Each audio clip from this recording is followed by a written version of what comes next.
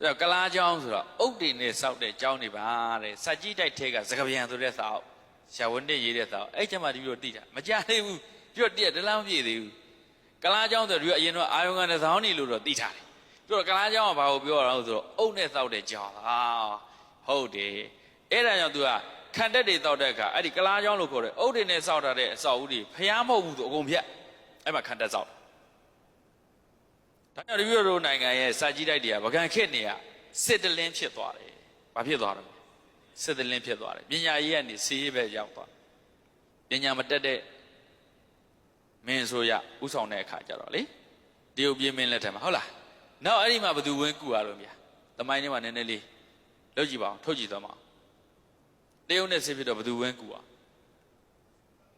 ။ရ။ပန်းတကူမတခေ။နောက်ထပ်ရောရှင်ဒိတာပါမောက်ခါဟုတ်တယ်မလားရှင်ဒိတာပါမောက်လေဆိုတော့နိုင်ငံရေးနဲ့ယဟန်တန်ကစာအုပ်နာမည်ညွှန်းတာပါဗျာဒီကစာအကြောင်းပြောတော့မှရှင်များစာအုပ်တွေညွှန်းတော့မှရှင်များတို့ဖတ်တာမဖတ်တာရှင်များတို့အပိုင်တပြီးတော့ပြောသွားမယ်နော်နိုင်ငံရေးနဲ့ယဟန်တန်ကဆရာတင်နိုင်တို့ရေးပါတယ်ဗျာဘုန်းကြီးတွေနိုင်ငံရေးလုံးမယ်ဆိုရင်လေအဲ့စာအုပ်တော့ဖတ်တဲ့နေတင်တယ်ခေတ်ဆက်ဆက်နဲ့ယဟန်တန်ကတွေကဘလို့နိုင်ငံရေးမှာပါဝင်ခဲ့တယ်ဘလို့အခြေအနေမှာနိုင်ငံအတွက်အစဉ်အသင်းဖြစ်နေကြ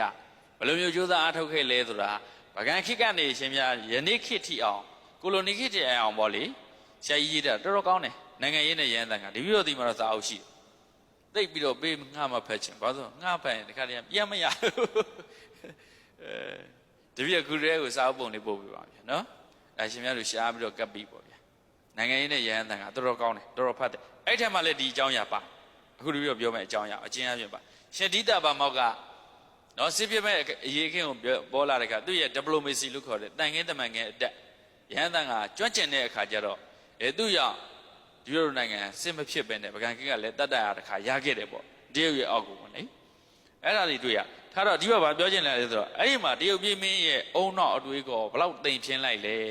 စာကြည့်တဲ့ကြီးတွေလို့ပညာရေးဖွံ့ဖြိုးတိုးတက်အောင်လုပ်အောင်မယ်စားဘာလို့လဲစာကြည့်တဲ့တွေကိုစစ်တလင်းဖြစ်အောင်ခံတက်ဆောက်ပြစ်တယ်ဒါကြောင့်တို့ရဲ့ပညာရေးဟာစစ်တလင်းမြင်ဖြစ်သွားတယ်။ဗကန်ခက်မှာခေဆက်ဆက်ကအားကောင်းခဲ့တဲ့ဟာအလုံးမတန်အားနေတော်တာကိုတွေ့ရ။ဒါကြောင့်နောက်အဆက်လောက်တွေကြတော့ဗကန်မှာစောမွန်နေလက်ထက်ကြတော့ဗကန်ပြတ်တာဟုတ်ဗျ။ဗကန်က50သက်လို့လည်းပြောတယ်58သက်လို့လည်းပြောတယ်။ကဲတမိုင်းလေးနဲ့ကောက်ကြည့်အောင်ဗျာ။ဗကန်ဦးဆုံးတည်ထောင်တာဘယ်သူလဲဗျာ။နော်ထား။နောက်ထပ်ရောသမုဒ္ဒရိဟုတ်တယ်။ဗကန်သမုဒ္ဒရိကစပထမပကံဒုတိယပကံတတိယပကံသရုပ်ရပကံပကံ4သက်ရှိပါတယ်ဗျပကံဘယ်နှဆက်လဲဗျ40နော်ပကံ4သက်တော့အင်းဝ20ပကံ4သက်ပကံ4သက်အဲ့ပကံ4သက်ရှိပထမပကံကသမုဒ္ဒရိဒုတိယပကံကတိလေကြောင်တတိယပကံကတိုက်တိုင်သရုပ်ရပကံကပြင်များမင်းပြင်များမင်းနဲ့ရင်4သက်မြောက်ကျမှအနောထာတက်တာအနောထာပကံမှာ4သက်2သက်မြောက်မင်းသူ့ရဲ့ရှေ့မှာ4သက်1သက်ရှိတယ်သူကဥဆုံးမဟုတ်ဘူးသူ့ရှေ့မှာ4သက်1သက်ရှိတယ်အနော်ရထားရဲ့နောက်ကျတော့ရှင်12ဆက်3သက်ပဲရှိတယ်55သက်နဲ့တွေ့ရင်ကဲ55တဲ့4သက်2နှုတ်ဘယ်နှသက်ကြ73သက်ပဲကြစောမနေတဲ့ထမှာပြတ်တယ်လေဆိုအနော်ရထားရဲ့နောက်က12ဆက်လောက်ပဲရှိ12ဆက်လောက်ပဲရှိပကံမှာကုန်းမောင်အဆက်လောက်ပဲကြအဲ့တော့ပြောချင်တာကအနော်ရထားရဲ့မတိုင်ခင်မှာပကံမှာမင်း4သက်တစ်ပါးရှိတယ်အဲ့တော့အဲ့ဒီကနေစတာလားဆိုတော့ရွတ်နိုင်ငံမဟုတ်ဘူးအဲ့ဒီကနေဟိုဘက်ကိုသွားမယ်ဆိုဒီခေတ်တည်းမှာ26ဆက်ရှိတယ်ဒီခေတ်ရအသလားတော့မဟုတ်အဲ့ဘယ်ဟိုဘက်ကိုသွားရင်တကောင်းမှ90ရှိတယ်တကောင်းကအစောဆုံးလားဘိုးတော်အင်သနာမင်းတို့ရဲ့အဖိုးတွေဘေးတွေအဘိဓါသားတို့နေကြတာဘုရားမွေးခင်နှစ်ပေါင်း1000ကျော်နဲ့မြန်မာပြည်မှာနေခဲ့တာကီဝင်တွေကအဲ့ဒါလည်းတပြီးတော့အာချောင်းပြောတာမဟုတ်ဘူးအခုတကောင်းကြံညက်ကိုရှင်များတို့ခစ်ကောင်းတာနဲ့သွားလေးလာလို့ရတယ်အထောက်ထားတွေရှိတယ်မျိုးရိုးကြီးတွေရှိတယ်မျိုးရိုးကြီး3တက်ရှိပထမတကောင်းဒုတိယတကောင်းတတိယတကောင်းပထမတကောင်းကတပြီးတော့အဘိဓါသားတည်တယ်ဒုတိယတကောင်းကဒီဒဇယသာတည်တယ်အဲ့ဒါဖရာပြိဋိဘံဆန်တဲ့နှစ်မှာဝိရုပတက်လို့ပြေးလာတာဒဇယသာအုပ်စုနောက်မလဲရက်မှာသမမကုဏ္ဏမှာမိဖုရားကြီးနဂသိန်နဲ့ပြန်ပေါအောင်နောက်ကြတဲ့ဒုတိယတကောင်းတည်တယ်တတိယတကောင်းကျတော့အနွယ်ထားကင်းတက်မြို့43မြို့တည်တဲ့နေရာမှာအနွယ်ထားနေတကောင်းကိုတည်တယ်အဲ့တော့တကောင်းက30ရှိတယ်ဟုတ်ပြီဆိုတော့တကောင်းကအစောဆုံးမဟုတ်ဘူးဒီတက်စောတာရှိတယ်ဟန်လင်းမှာမင်းသက်ပေါင်း800လောက်ရှိတယ်990နဲ့90လောက်ရှိတယ်ရွေးရနိုင်ငံမင်းသက်1000ကျော်ပြီမင်းသက်1000ကျော်ပြီဗျမြန်မာပြည်ရလေဆိုတော့နှစ်အားဖြင့်တွက်မယ်ဆိုနှစ်ပေါင်း1000ဝန်းကျင်ကြာရှိသွားပြီ နှစ်ပေါင်း1000ဝန်းကျင်သို့တော့မြို့ပြဖွံ့ဖြိုးခဲ့တဲ့ခေတ်ကိုပြောပါဆိုရင်လောကနဲ့နှစ်9000နဲ့9000ကြားပေါ့ဒီလိုယူရအဲ့တော့ဒီပြောတော့ကနေအမေရိကန်တီထောင်တာနှစ်ပေါင်း350မပြည့်သေးဘူးမင်းသက်ဘယ်နဲ့သက်ရှိသွားတယ်အခုလက်ရှိဒေါ်နယ်ထရန့်ထိ40ခွန်လေအခုလက်ရှိဒေါ်နယ်ထရန့်40ခွန်အဲ့မှာ20ပြန်ဖြစ်တဲ့မင်း2ယောက်ရှိတယ်ဆိုတော့ဒေါ်နယ်ထရန့်လည်း20အိုးအရင်တော့လည်းတခါ20ပြန်ဖြစ်တယ်ဆိုတော့မင်းအနေနဲ့ဆိုရင်တော့ပြန်45ယောက်ပဲရှိသေးတယ်မင်းသက်အနေနဲ့ပြောရင်တော့40ခွန်လေအခုဒါကြောင့်တို့ဟို47 jet တွေလေနော်တိုက်လျင်တီထွင်းနေတာအဲ့ဒါသူ့ရဲ့40သက်မြောက်ကိုသူဟောဖြစ်ပြီးတော့လောက်တာဟုတ်ဗျ40သက်ပဲရှိတယ်နှစ်ပေါင်းအနေနဲ့ပြောနှစ်ပေါင်း350 400မပြည့်သေးဘူးအမေရိကန်ကလေပြောမှဆိုဒီလိုအမေရိကန်ဆိုတဲ့နိုင်ငံဟာဒီလိုနိုင်ငံအနေနဲ့တွက်မယ်ဆိုရင်ဒီခေတ်တရာ10လောက်ကိုမရှိသေးဘူးသက်တမ်းကပကံ10လောက်မရှိသေးဘူးသက်တမ်းအဲ့လောက်ဒီလိုနိုင်ငံကအများကြီးကြာခဲ့ပြီတိုင်ထားတော့ဒီခေတ်တရာပကံဆိုပရမကဒုတိယပကံတတိယပကံသရုတ်ထပကံကျမှအနော်ရထားတက်လာတယ်နော်အဲ့တော့ဟုတ်ပြီအဲ့တော့ပကံခေတ်တောင်းလျှောက်ဒီလိုကပရိယတိစာပေတွေထွန်းကားခဲ့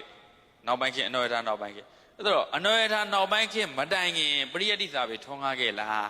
ရှင်ပြတို့ပရိယတိဘုန်းကြီးတွေပဲလေဒီတော့ပိဋကတ်တမိုင်းကိုမေးတာ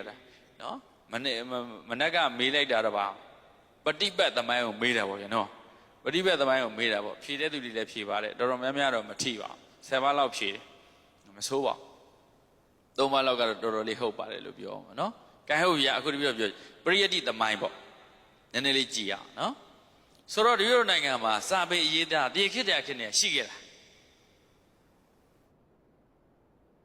ဒီခေတ်တည်းခေတ်ဆိုတော့သွားကြည့်အောင်ဗျာဒီလိုလိုဟိုမှာပိဋကတ်တော်တွေကိုပေမှုနဲ့ရေးတာကသရုတ်ထတန်ခါနာကျောင်းကရေးတယ်လေတာနာနဲ့495ကိုဗျဥပသိကျတော့အသေးသေးလာလိမ့်မယ်နော်အဲ့ဒါဒီခေတ်တည်းဒီပါတယ်ပြောဒီဟိုကဘာခေတ်လဲဗျဒီဟိုနော်ဝတ္တကမဏိမင်းကြီးလက်ထက်အဲ့တော့ဒီလိုတို့ကဒုတိယတန်ခါနာနဲ့ဆင်ပြိုင်ဒီခေတ်တည်းပေါ်ခဲ့တယ်ဒုတိယတန်ခါနာဘယ်သူတင်တာလဲဆိုတော့ကာလာတောကမင်းကြီးဒီလိုမြန်မာပြည်ကဒုရဘောင်မင်းကြီးတက်တာနာနဲ့တရားတက်အဲ့တော့ဒုရဘောင်တက်ပြီးတော့အဲ့မရှိမနှောင်းမာနေတဲ့ဒီလိုနိုင်ငံမှာပရိယတိဒါနာထောင်းရခဲ့တယ်ဆိုတော့တို့ပေမူတွေတော့မတွေ့ရဘာတွေ့ရလဲဆိုတော့ရွှေပေလွာပေါ်မှာရေးထားတာတွေ့ရတယ်ဟာဒီခေတ္တရခေတ်နဲ့2000ကျော်နဲ့ပရိယတိဒါနာထောင်းရခဲ့တယ်ဘာကိုရေးတာဆိုပရိစ္ဆေသဘုပ္ပတ်ဝိပင်းကိုရေးထားတယ်ဝိဇ္ဇာပိစယသင်္ခါရပိစယဝိညာဏပါဠိတော်ရွှေချက်22ချက်နဲ့ရေးထားတာ22ချက်မှာအဘော်တစ်ချက်အောက်တစ်ချက်ကအဖုံးဆိုတော့အချက်20အဲ့အင်္ဂါအချက်20အပြည့်ဟာအဲ့ဒါပရိစ္ဆေသဘုပ္ပတ်ကိုရေးထားတယ်နောက်ဘုရားရဲ့ဉာဏ်တော်တွေဂုဏ်တော်တွေအဲ့ဒါတွေရေးထားတွေ့ရဆိုရင်ကအဲ့ဒီခေတ်နဲ့ကမြို့ရိုးတွေအဝင်နေဆိုရင်ယရဏသုတ်တွေရေးထားတယ်မောဒသုတ်တွေရေးထားတယ်ကြောက်တုံးတွေမှာရေးထားတာဆိုအန္တရာယ်ကင်းအောင်လို့ယရဏသုံးပါးဂုဏ်တော်တွေဟောဖြစ်တဲ့ပေကြီးမှာပါတယ်ယရဏသုတ်အပြည့်ရနော်အပြည့်ရေးထားတယ်နောက်တစ်ခါပြောလို့မောဒသုတ်အဲ့ဒါတွေရေးထားတယ်ဒါအန္တရာယ်ကင်းအောင်ပေါ့ဒီယူဆတွေတင်ဆိုတော့တရေခေတ္တရာခေနေတယ်ပြောလို့ပရိယတိတာရဏကအတော်တန်ဟုတ်လာပြီလို့ပြောအောင်စာသင်တိုင်းကြီးတွေရှိမရှိတော့မသိဘူးမပြောနိုင်ဘူးအဲ့ဒါပြီးတော့ဒါနသမိုင်းမှာဒီပြီးတော့ YouTube မှာတင်ထားပါတယ်ဗျာနော်ထောက်ပြထားတာတွေအများကြီးဒီပြီးတော့ဒီဘာရက်ကဒီပြီးတော့ဘာသာရမဟုတ်တဲ့မပြောတော့ဆိုရင်ကထွန်းကားခဲ့တယ်ဆိုတဲ့ဟာကိုဒီပြီးတော့နည်းနည်းထောက်ပြနော်အဲ့တော့ဗကံကင်းမှလည်းအရှိန်ဟုန်နဲ့ထွန်းကားခဲ့တယ်ကဲဒီပြီးတော့အနော်ထားပြီးသွားပြီဗျာအနော်ထားပြီးဘယ်သူတက်မယ်လဲဗျာနော်ထားပြီးတော့စောလူဗျာနော်စောလူပြီးတော့ကျန်စစ်ဗျာကျန်စရမင်းတက်လာကျန်စတမင်းကြီးကမြတ်ကံတောင်ကြချောင်းအေးရေဝင်ပြေးသားရေအေးကြည်သာကံပိုင်မှာလေဟုတ်လား10တန်းလောက်လားဘယ်နှတန်းတော့10တန်းလားနော်ဒီလိုမြတ်ကံဆိုတဲ့ကြပြာသင်ခဲ့ရတယ်ဗျာအဲရှင်များတို့ဘုန်းကြီးတွေတော့သင်ကြမှာသင်ရနော်အတန်းကျောင်းနေဝင်တော့တာသင်ခဲ့ရတယ်ဟုတ်ပြီထားတော့